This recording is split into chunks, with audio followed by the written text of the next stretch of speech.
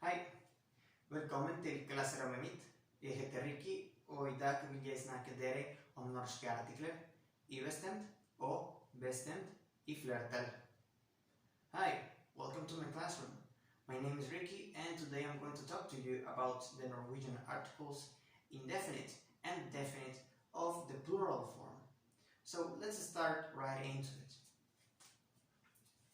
If you're new to this topic, I suggest you to watch my other video where I talk about the indefinite and definite articles of the singular form.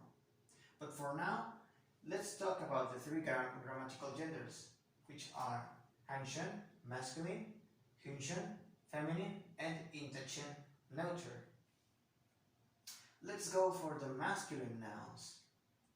Here we have two examples, which are katt, cat, and blyant, which means pencil. When we want to talk about these nouns in the plural form, we're just going to add the suffix ar at the very end.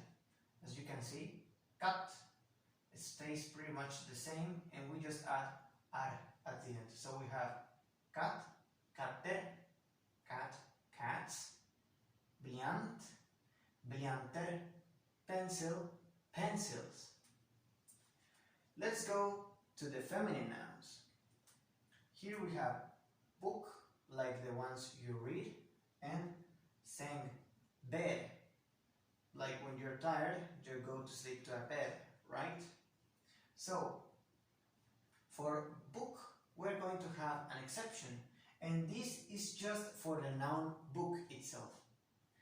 And it is that when we talk about it in the plural form, the vowel will be changed to from u to and again, this only applies to the noun book.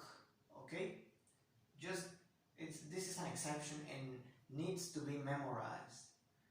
So we're going to have böcker, books, and as you can see, the I is added at the end as well. Let's go to bed, seng, and we have senger, which is beds, bed, beds, book, books, and again for senger, the noun doesn't change at all, and we add the same suffix. Let's go to the neutral nouns, and we have two examples more, which is barn, child, and äpple, apple. And for child, we're going to have in the singular form barn, and for the plural form we're going to have as well barn, barn, barn. We don't change it. Why? The same as book, they are both exceptions and they are just irregular nouns. There are several out there, but I just can't mention all of them on this video. So you pretty much can't notice when a noun is irregular or not. There are some rules, but again, this video is not meant to talk about those rules because they are not that much nouns. Like most of them in all the Norwegian language will follow this same pattern of just adding ar at the very end and the noun not changing that much, if not at all. So again, nouns like book and barn needs to be memorized. So barn will not add anything at the end, it will stay the same. And we have äpple, which is apple, and it will add the suffix ar and will be äppler, apples. A quick recap.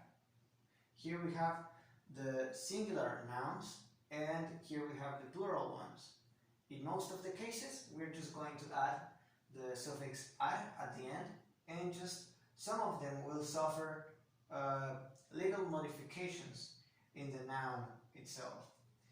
And again, barn will be this exception where we are not going to add anything at the end. Let's go to the definite form. Pretty much for all of them, we're just going to add the suffix ene. Kattene, the cats, blyantene, the pencils, bøkene, the books, and we still have this modification. Sengene, the beds, barna, which is an exception again and means the children, and eplene, which means the apples. It pretty much goes the same as well as I for all the grammatical genders. This means if it's masculine, you usually add ar at the end. If it's feminine, the same goes, and if it's neuter, the same goes as well.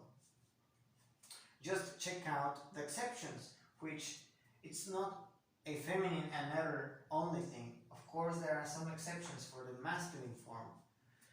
And for the definite articles, we are just going to add ene at the very end. In this case, barna is the really big exception here, and it means again the children. Just in case if there's people that knows about the indefinite and definite articles for the singular form, you might be wondering what barn is in this case.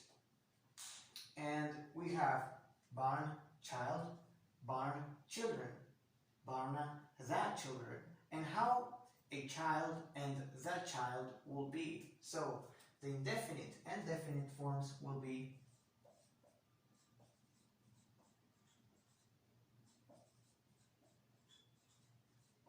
okay.